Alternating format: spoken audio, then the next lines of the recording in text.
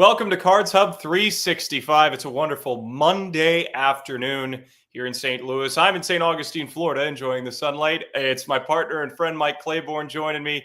And what a road trip it was for the Cardinals. 7-2 on the road. I mean, I was ready to take 5-4, 6-3 would have been great on the outside, looking at the gauntlet that they had to go through against Philadelphia and Kansas City. But they go 7-2 and now are 5 games above 500. We'll welcome the best team in baseball, the Detroit Tigers, today. Yeah, it's going to be interesting to see what happens, Stefan. And you know, when you look at the 7-2 road trip, they realistically could have won the whole thing. You think about the 2 losses, they lost by 1 run. And they did it in every sort of manner. I mean, if you want to play small ball, we can do that. If you want to play a home run ball, we can do that. And it just shows me that when you have a really good team, and you pick the sport, they can play it any way the opponent wants to, and they'll have enough talent and enough wherewithal to be able to win. So coming into the this week worth of games, when you think about Detroit, and you're right, they're good, man. And they don't beat themselves. They have very good pitching. And Arizona's no slouch. If Arizona was in another division, who knows how good they would be. So I think it's one of those deals where with each week they get a new test, and they've been able to pass most of the tests with flying colors.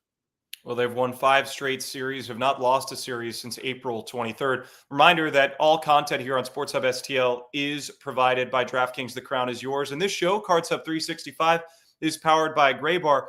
Claibs, this is as important of a week for the Cardinals as any. The Cubs' schedule starting to soften up a bit within the division.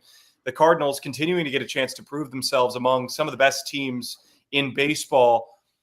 Potentially an even better question is, what's Busch Stadium going to look like tonight? I think it's what's on everyone's mind.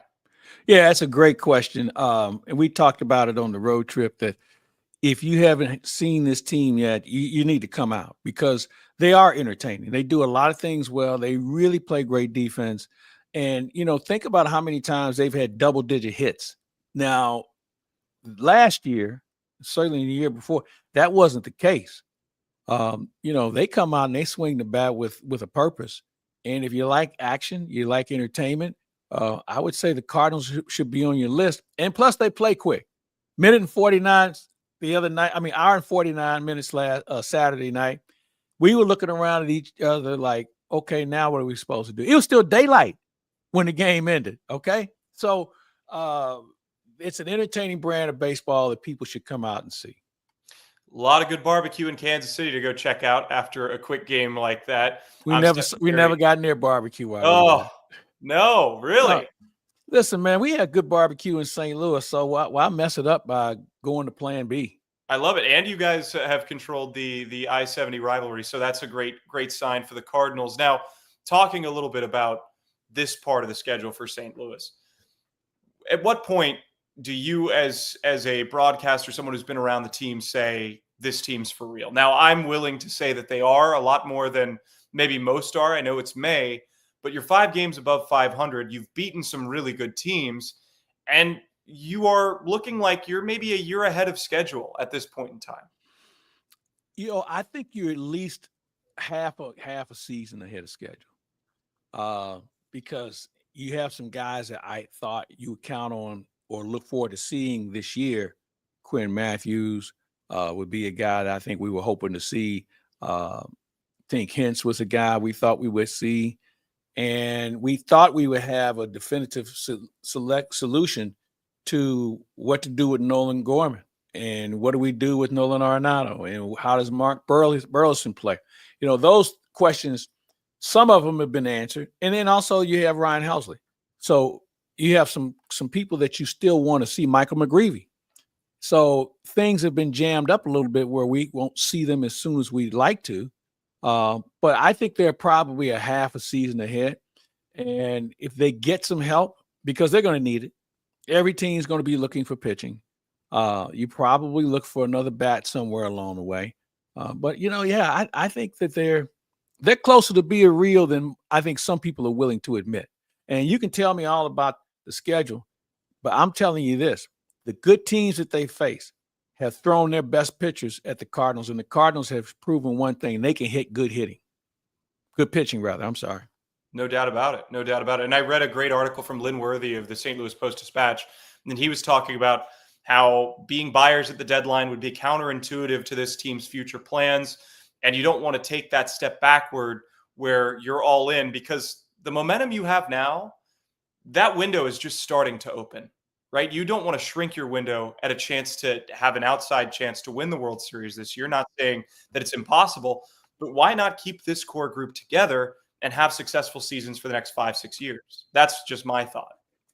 I think some of those guys could be part of that. The way the game works now between arbitration and then eventually free agency, it's really hard to keep a team like this together because they're very inexpensive. You take away Contreras' contract, Sonny Gray's contract, and Nolan Arenado's contract. This is a pretty thrifty operation that you're running here. And that's okay. I mean, good teams have to have some guys who make big money. The Tampa Bay Rays were one of those teams that the moon and stars align for them where, hey, we don't have to spend a lot of money. And yeah, we develop really good players and they've all come together. And then all of a sudden they were starting to be good and they started to look around and guys would say, I think I'm going to be a free agent. I think I'm going to go somewhere else. Or, I think I'm going to hit them hard for arbitration. So in this case, the Cardinals, while the core is considered young, they're really not as young from a birth certificate standpoint as you might think. So I think if you can have a core of 4, maybe 3, and be able to add on and subtract over the course of the next 3 to 5 years, I think you can have a pretty good run. Certainly looks like it for St. Louis, welcoming the Tigers, who will feature Tarek Skubal in Game 2, and of course Jack Flaherty in Game 3, who had 15 strikeouts against the Cardinals last year when those two met up again. And this is going to be a huge motivating factor for fans to come out and see this team if they can get through the best team in baseball. In terms of record, the Tigers 31-16, they've won 7 of their last 10. They have dominated their division and top to bottom have looked like the most balanced team in all of MLB. Yeah, they don't have many holes in their game. They take really good at bats. I found that the resurgence of Javier Baez has really been a real spark. You remember they threw a ton of money at him, and man, he went so south they couldn't even find him. And now all of a sudden he's found his way. He's playing third base, and he's gotten off to a really good start. But when you look at them fundamentally, they're a pretty solid ball club, and this is going to be a good test for the Cardinals to say, okay, here's another really good team, but this team probably mirrors us, maybe a year ahead of us as far as where they're at. And so how do we counter the things where we want to be and the things we've already shown this season? A reminder, as always, all content here is provided by DraftKings. The crown is yours. And this show, 365, is powered by Gray Bar, your distributor for electrical and datacom needs. Mike Claiborne, Stefan Caray here talking about the upcoming series against the Detroit Tigers. And of course, the Arizona Diamondbacks will come into town. I will hold my level of fandom for the D-backs and my time in Amarillo to a minimum, considering how well the Cardinals are playing and how much fun it's been to watch. That's okay, though. But here's the thing. There are guys on that team that you probably broadcast.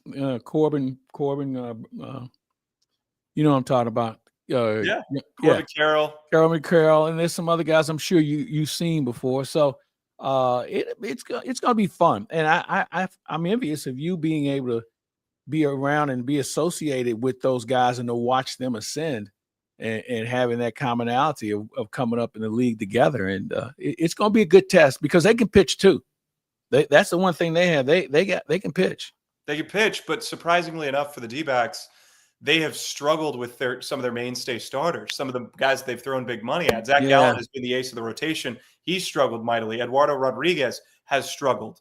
So it depends on how the chips fall for the Diamondbacks, but it'll be a lot of fun. And I love it when the D-backs come into town and my dad can walk into the clubhouse and the guys look around and they say, wow, you look like your son, but a little bit bigger and with a receding hairline. And, that's the best part about it for me is them getting to know him as well. But I digress on that point. Let's focus on today and tonight. You have people all around town.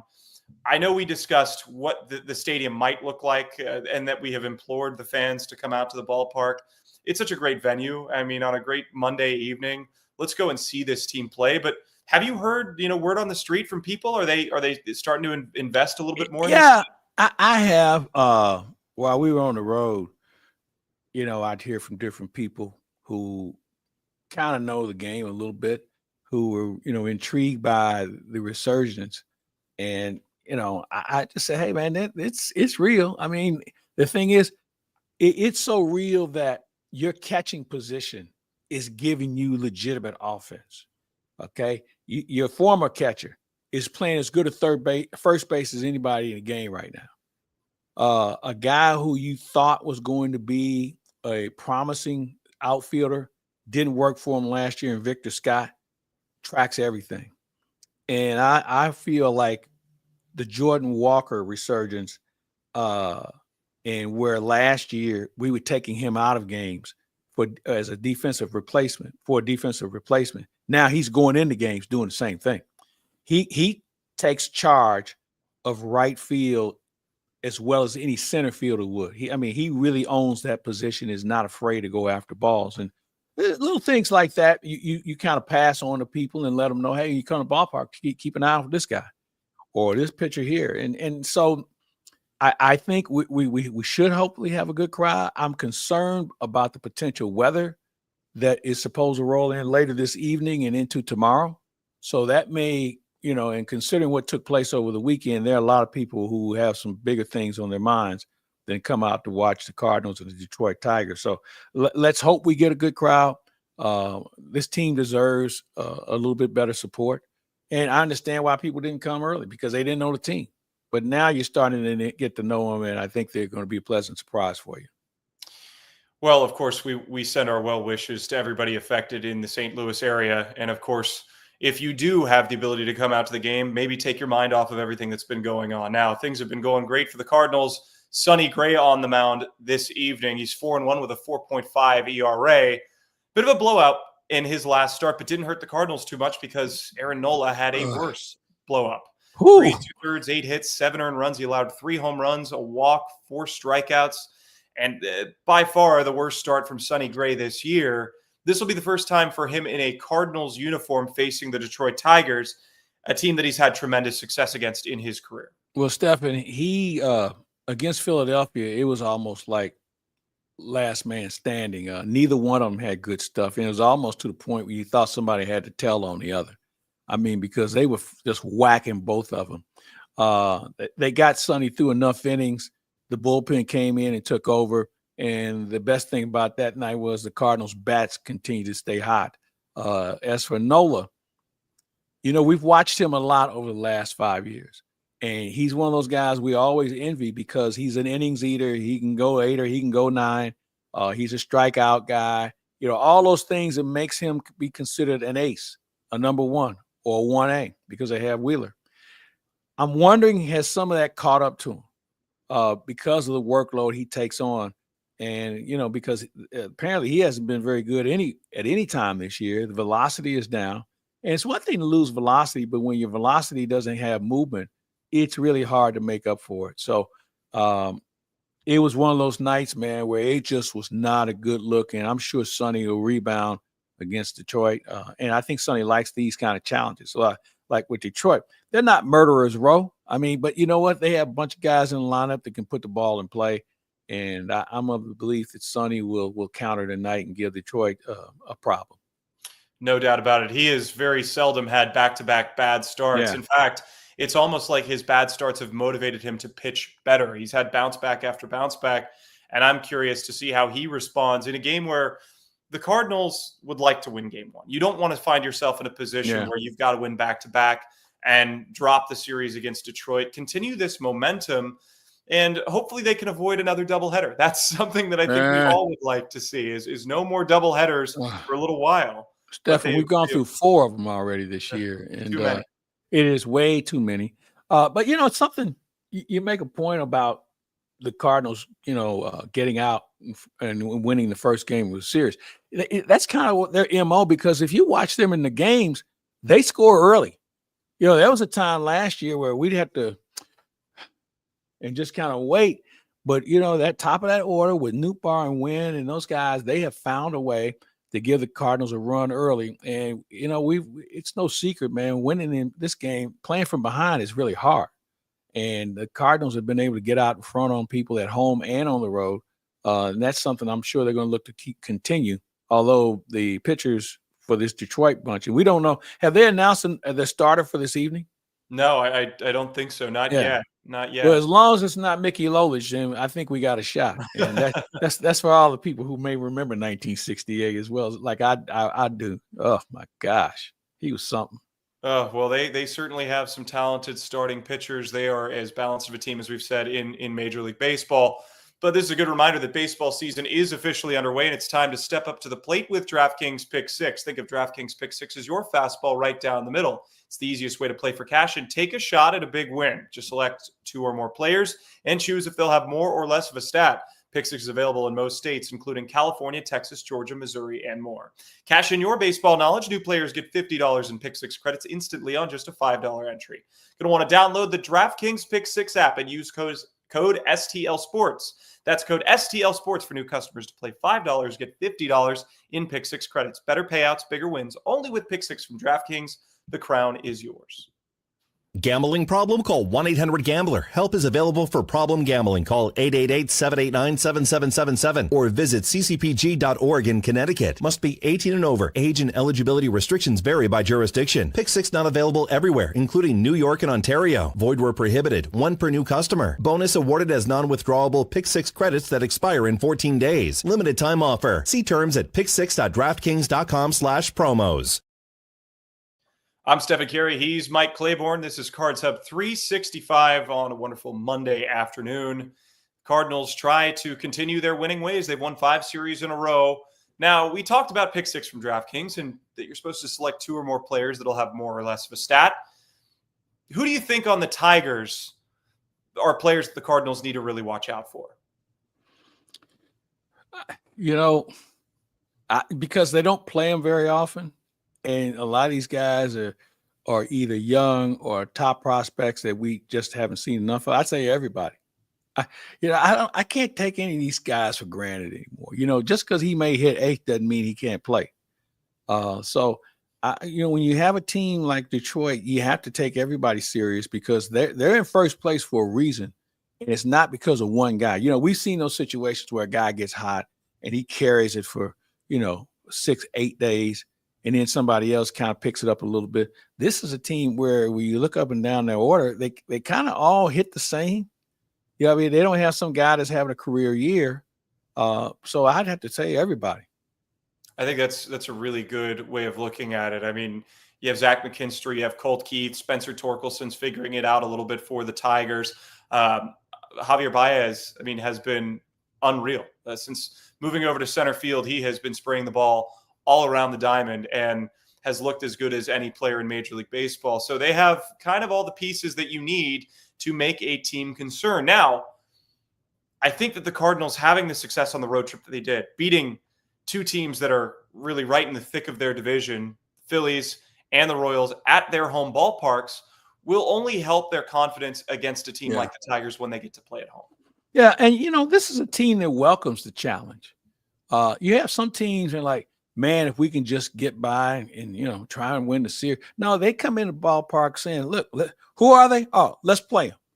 And it's a respectful challenge that they've been issued.